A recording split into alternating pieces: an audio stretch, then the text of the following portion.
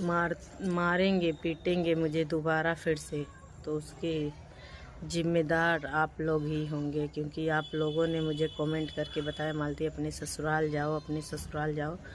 तो ठीक है, मैं जा रही हूँ अपने ससुराल, लेकिन मुझे कुछ होता है तो इसका जिम्मेदार कौन होगा? आप लोग कमेंट करके ज़रूर बताइएगा।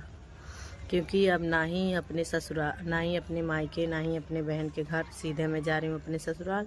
तो हमारे ससुराल किसी का वो नहीं है कि मेरे ससुराल कोई जा सकता है, क्योंकि आप लोग को अच्छी तरह से पता है। तो यही कहना चाहती हूँ दोस्तों कि मैं जा रही हूँ अपने ससुराल।